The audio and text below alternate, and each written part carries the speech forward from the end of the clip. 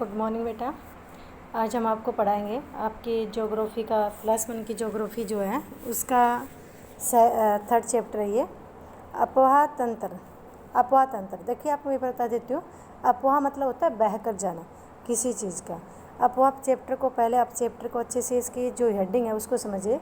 अपवाह मानी बहकर जाना, यानी कि नदियों का पानी जितने भी एरिया में जितनी भी क्षेत्र में बहता है या बहकर अपने साथ बहाव के साथ जो भी पानी को अपने साथ मिट्टी का कंकड़ पत्थर बहा के ले जाता है उसी को बोलते हैं अपवाह तंत्र। मानी कि मान लो एक नदी है, ये नदी है, ठीक है। इसी नदी के अंदर क्या होता है, यह नदी जब यहाँ से चलती है अकेली होती है, फिर धीरे धीरे इसकी धाराएं बढ़ती जाती हैं। इस तरह से नदियों की धाराएं जो है क्या होती हैं, फैलती जाती हैं, ठीक है। इन नदियों की इन धाराओं के बीच का जो क्षेत्र है, ये वाला जो क्षेत्र है, ये वाला जो क्षेत्र है, ये क्या कहलाएगा, अपवाह। ये वाला क्षेत्र क्या कहलाता है, अपवाह। तो इसी को बोलते हैं अपवाह तंत्र। आई समझ में आपको। तो इसमें देखिए, अपने वर्षा ऋतु में बहती नदियाँ, नाले, वाहिकाएँ देखी होंगी जो अतिरिक्त जल बहा कर ले जाती हैं। अगर ये वाहिकाएँ न होती तो बड़े पैमाने पर बाढ़ आ जाती। यहाँ की वाहिकाएँ अवरोधक हो अस्पष्ट हैं, वहाँ बाढ़ का अपना एक सामान्य विघटन भी है। यह निश्चित वाहिकाओं के माध्यम से हो रहे जल प्रवाह को अपवाह कहते हैं। इन वाहिकाओं के जाल को अपवाह तंत्र कहा जाता है। किसी क्षेत्र का अपवाह तंत्र वहाँ के भूवैज्ञानिक समयावधि, चट्टानों की प्रकृति, संरचना, स्थलाकृति, ढाल, बहते जल की मात्रा और बहाव की अवधि का परिणाम माना जाता है, ठीक है।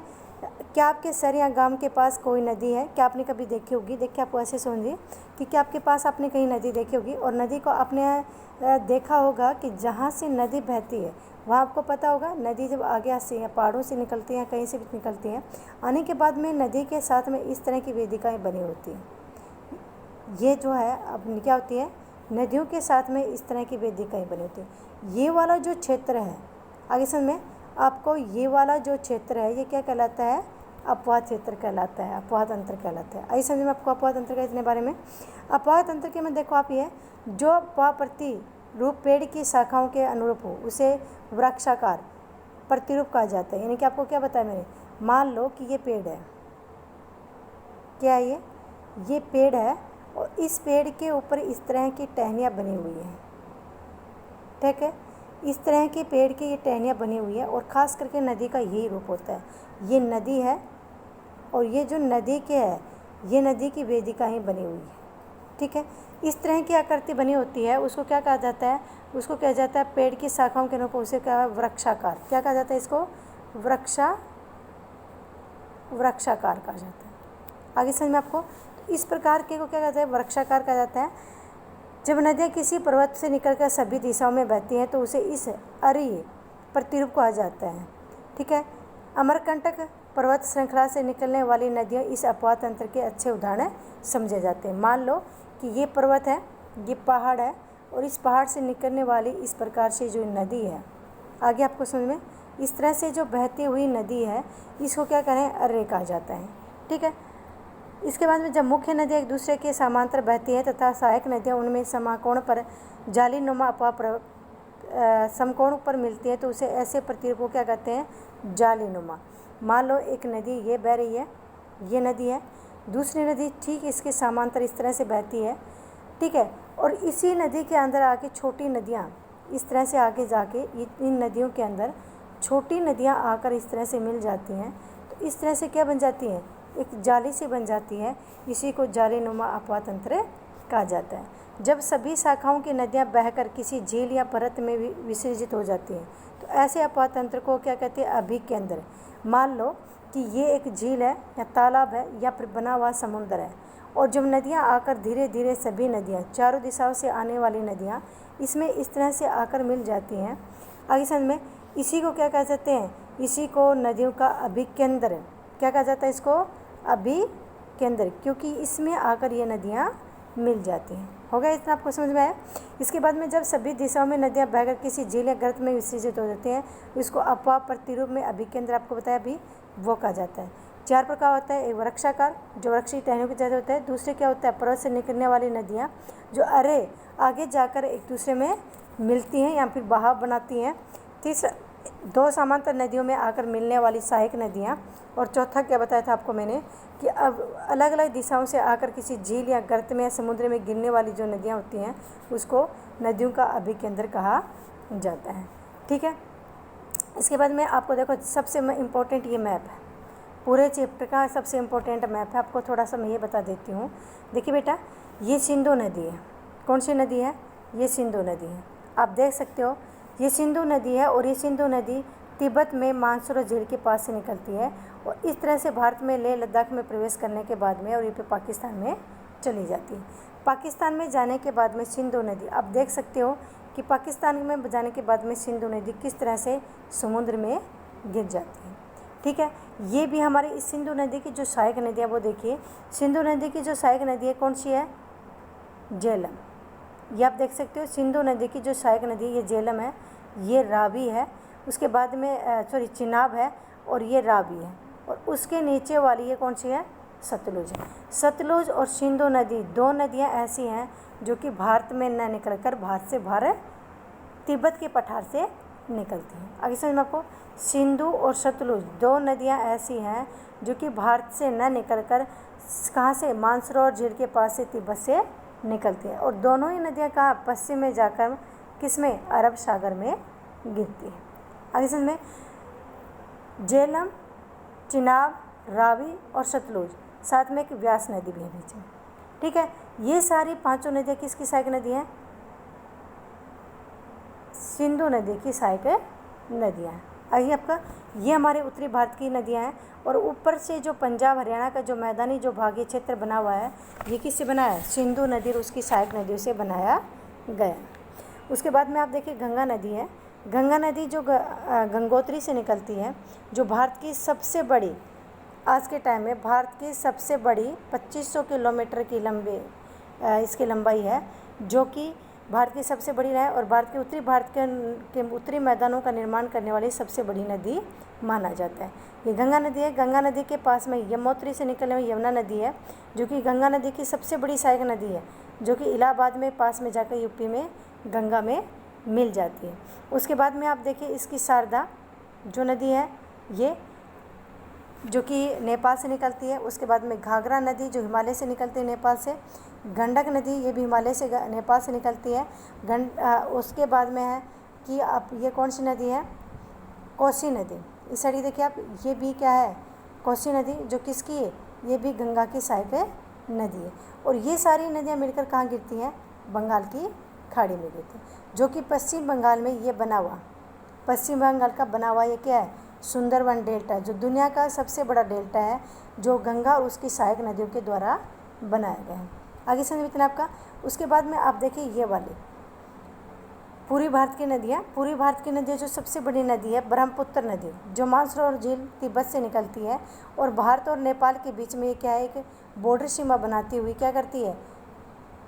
बहती है। उसके बाद में अरुणाचल प्रदेश में ये प्रवेश करती है। यहाँ पर इस नदी को सांगपोंग नदी कहा जाता है। चीन में इसी नदी को क्या कहा जाता है? सांगपोंग नदी के नाम से जाना जाता है। यहाँ पे आने के बाद में भारत में आने के बाद में इसको ब्रह्मपुत्र नदी और दिहांग, पहले जो अरुणाचल प्रदेश में होती है तो इसको दिहांग नदी के नाम से जाना जाता है। एक दिहांग छोटी नदी भी है जो कि गंगा की ब्रह्मपुत्र की सहायक नदी है। ठीक है, असम में इसे ब्रह्मपुत्र के नाम से जाना जाता है। बांग्लादेश में इसे यमुना के नाम से जाना जाता है। ये इस पूरी भारत की सबसे बड़ी लंबी नदी है। ठीक है, आए समझ में, जो कि समुद्र में बाद में गंगा में मिलकर जो पश्चिम बंगाल का जो डेल्टा बनता है उसमें अब डेल्टा बनाती है।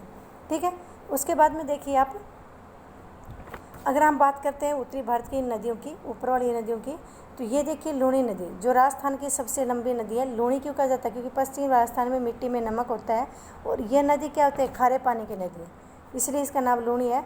ये जो कि बाद में जाके क्या है? कच्छ में, गुजरात में कच्छ का रण क्षेत्र है उसमें विलीन हो जाती है।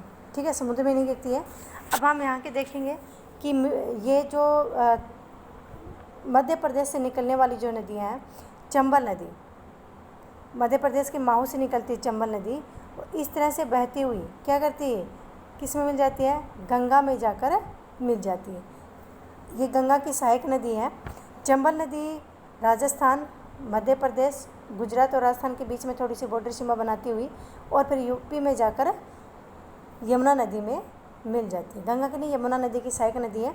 उसके बाद में क्या है, यहाँ पे है सोन नदी, वेन नदी और बेतवा नदी। ये जो क्या है, ये भी यहाँ से मध्य प्रदेश की पहाड़ियों से निकलती है और बाद में जाकर यमुना में मिल जाती है।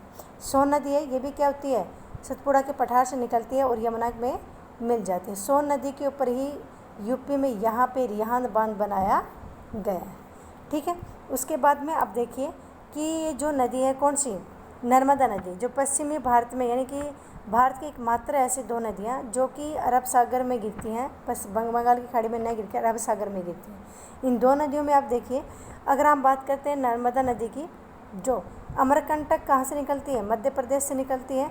मध्य प्रदेश से निकलने के बाद में ये इस तरह से सतपुड़ा के पठार और सिंधु ये जो है विंध्याचल पर्वत और सतपुड़ा के बीच में से बहती हुई एक बहुत ही सुंदर जलप्रपात का निर्माण करती हुई क्या करती है, गुजरात में जाके पश्चिम बंगाल में गिर जाती है। ठीक है, इसी तरह से सतपुड़ा के पठार से, सतपुड़ा की पहाड़ियों से निकलने वाली नदी तापी नदी, जो कि नर्मदा के साथ में समांतर रेखा में बहती हुई कहाँ पे, गुजरात में जाके ये भी किस में गिर जाती है, अरब सागर में गिर जाती है। ठीक है, इसी तरह से माही नदी है। माही नदी क्या करती है, ये माही नदी एक ऐसी एकमात्र नदी है जो कि कर्क रेखा को 2 बार काटती है। ठीक है, माही नदी एक ऐसी नदी है जो कर्क रेखा को 2 बार काटती है। मध्य प्रदेश से निकलती है, राजस्थान में बांसवाड़ा डिस्ट्रिक्ट में थोड़ी सी अंदर जाके वापस कर्क रेखा को क्रॉस कर वापस आ जाती है और गुजरात में आकर समुद्र में गिर जाती है। आई थी ना आपको समझ में, ऊपर वाली नदियाँ। उसके बाद में आप देखिए बेटा, नीचे की जो नदियाँ हैं, ये देखिए आप, अगर हम बात करते हैं दक्षिण भारत की नदियों की, तो दक्षिण भारत की सबसे बड़ी जो नदी है 1300 किलोमीटर 1365 किलोमीटर की है, कौन सी नदी है, गोदावरी नदी, जो कि दक्षिण भारत की गंगा, वर्त गंगा के नाम से भी जाना जाता है। ये महाराष्ट्र से निकलती है और बंगाल की खाड़ी में गिरती है। ठीक है, इसी वर्त जो गोदावरी नदी, इसी की सहायक नदी है पेन नदी।